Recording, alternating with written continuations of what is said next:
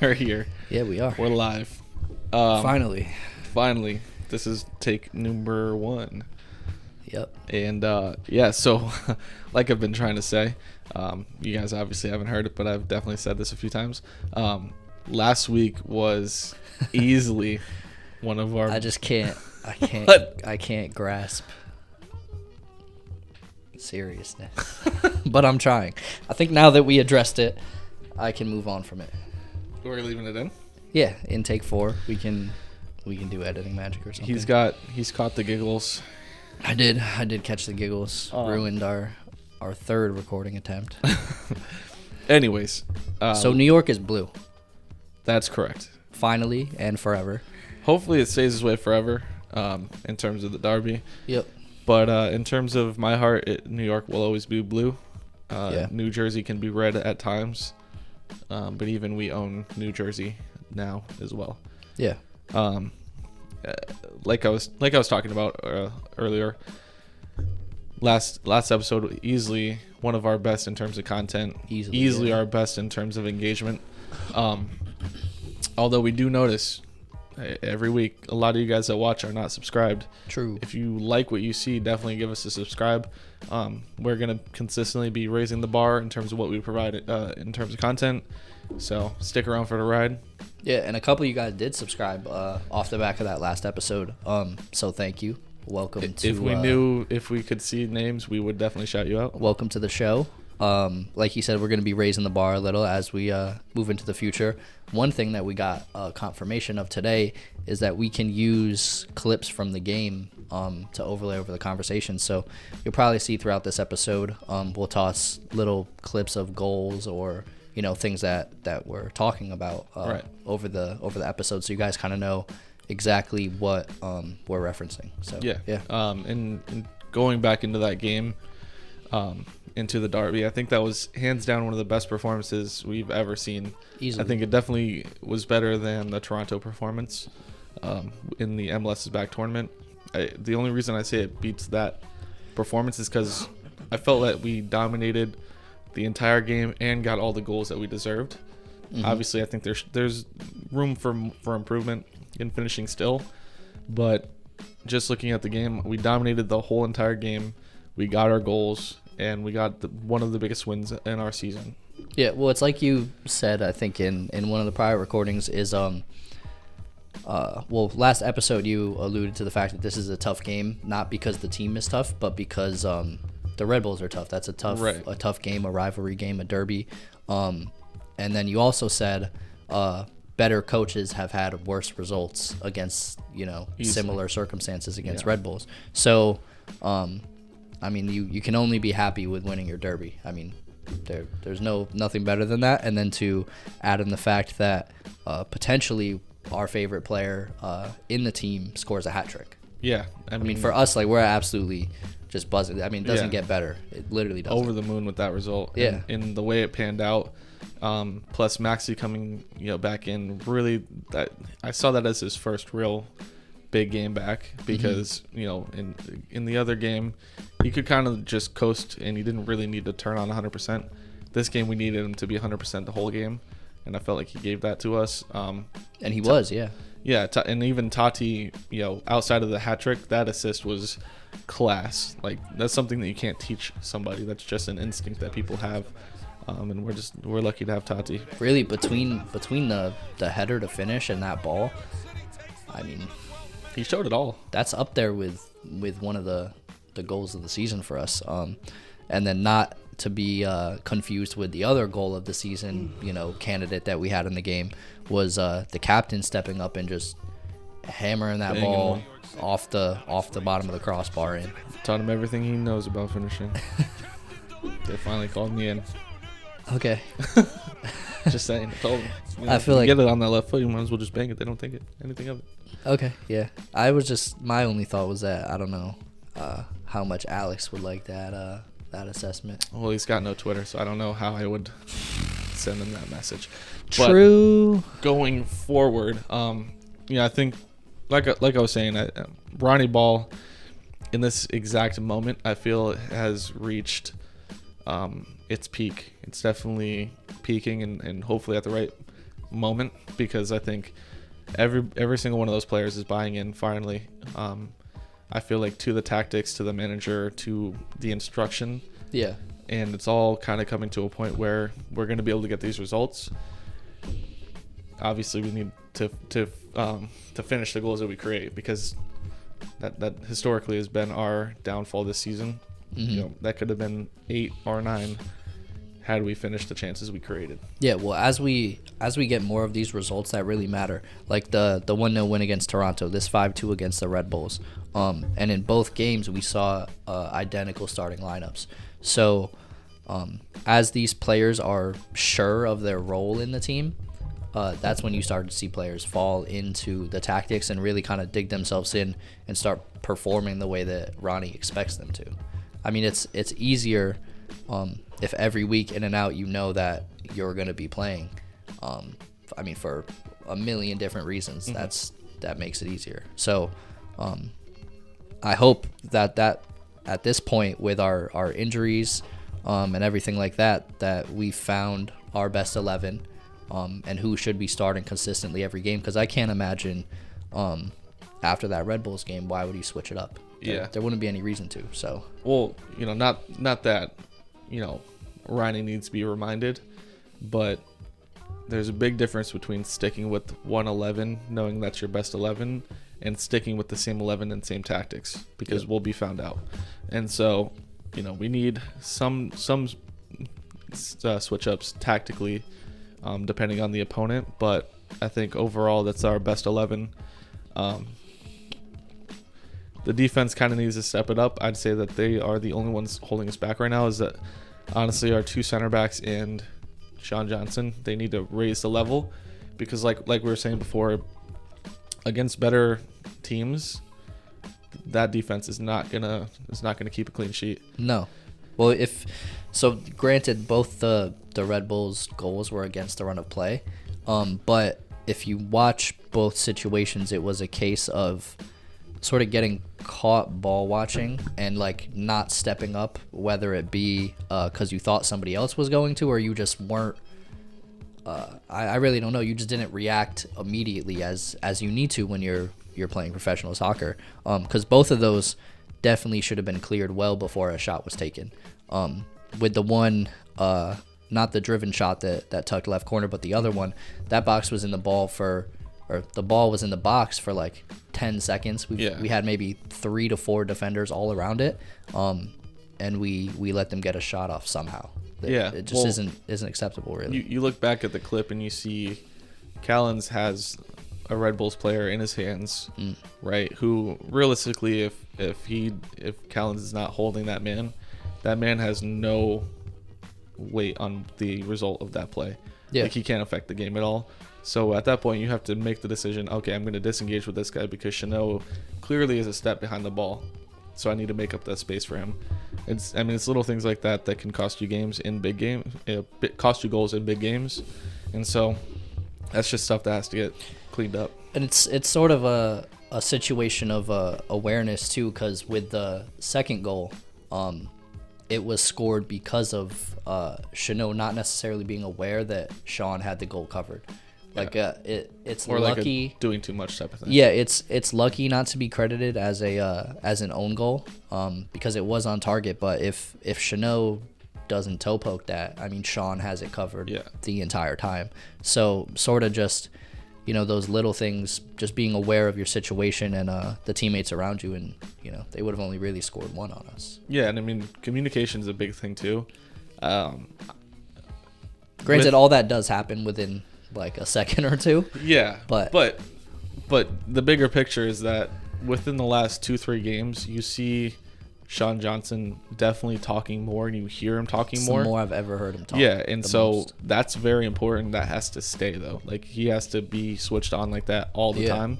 And I've heard it a lot more in the last 3 games than I have in his entire career with us. Yeah, and so I'm assuming that's Ronnie saying, "Hey, you are the leader of this back line. Like, you tell them where to go, and they'll go."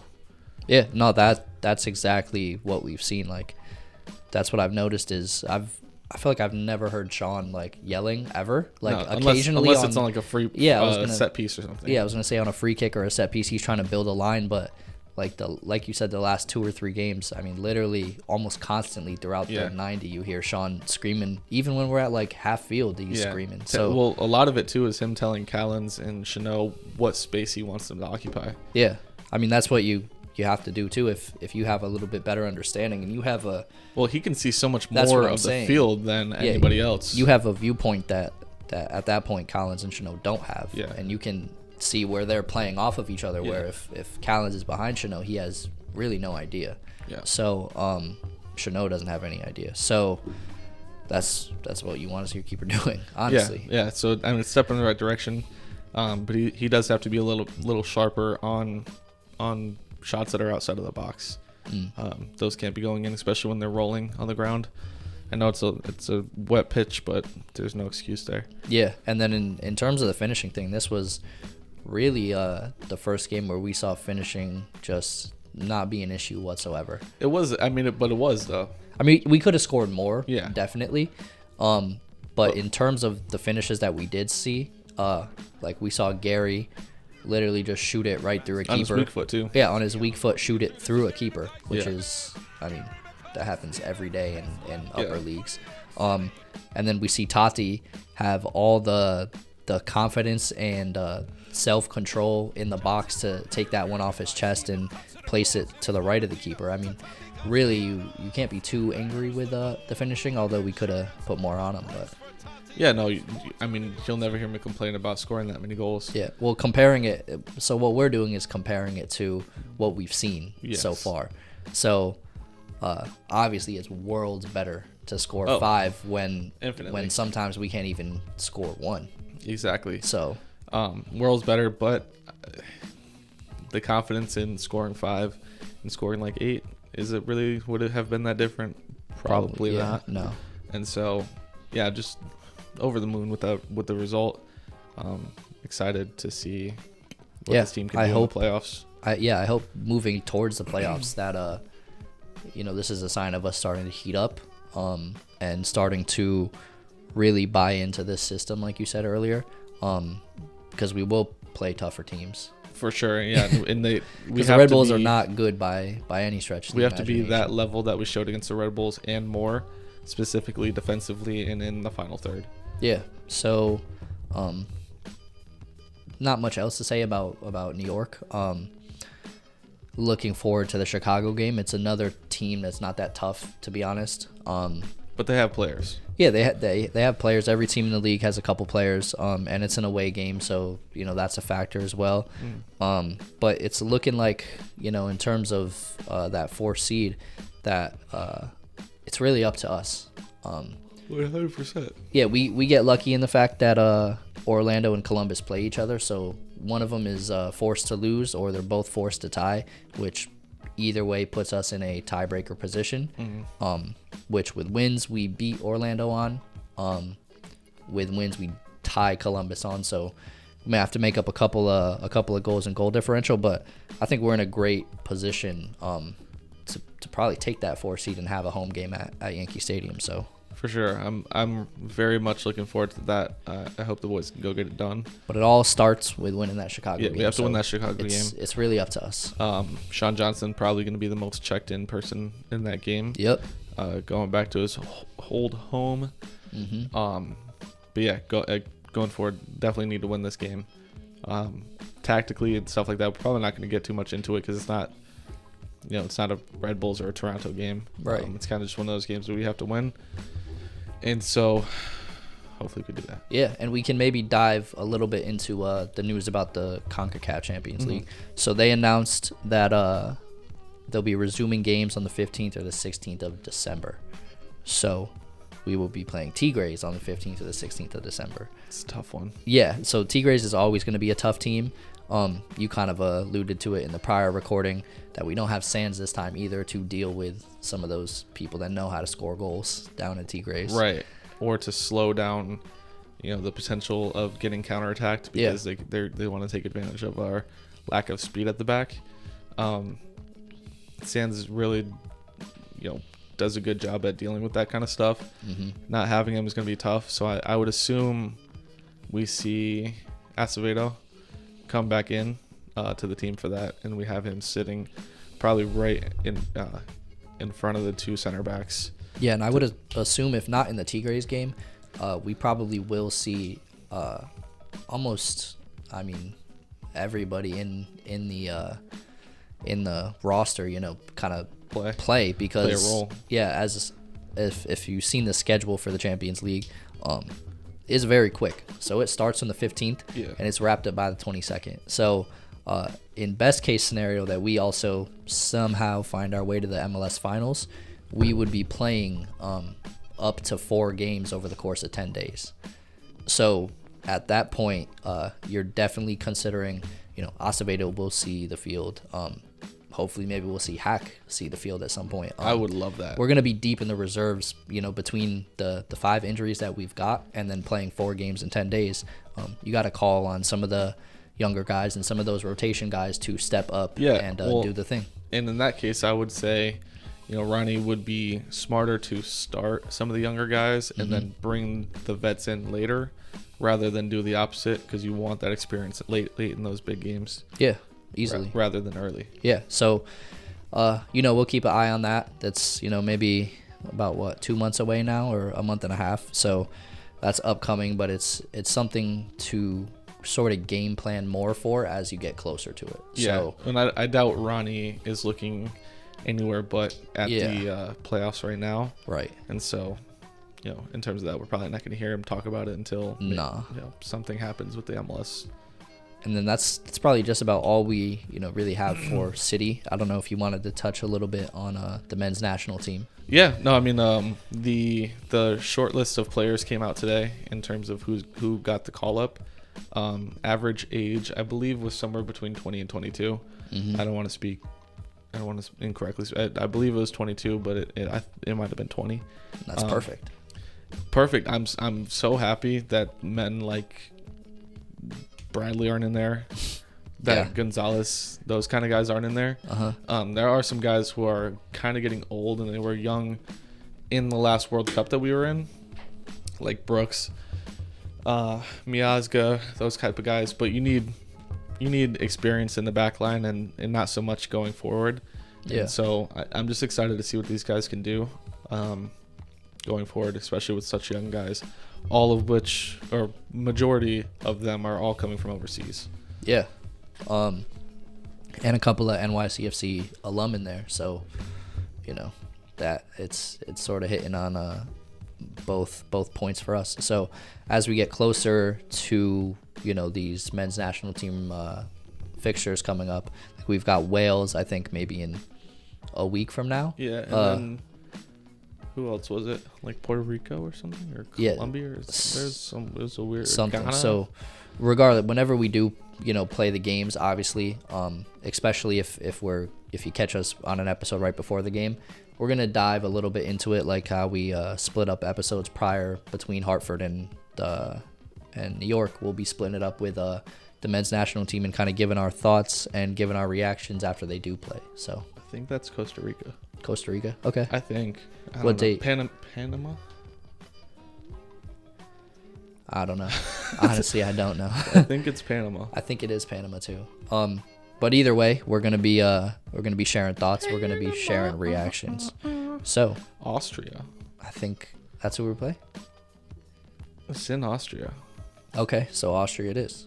But yeah, I would say that's probably pretty much all. Yeah, we'll go ahead and wrap that up. All we've got to say about both teams. Very, very excited on both ends for what's coming. If you guys aren't subscribed and you're watching this, why aren't you subscribed? Yeah. Most of you guys that do watch this aren't subscribed, so if you do like what we're doing, like I said before, we're going to keep raising the bar, getting better content out there. Post 90 Pod on all socials. Yep. We'll see you guys. Thank you guys for watching. Peace out. See you guys soon. Bye.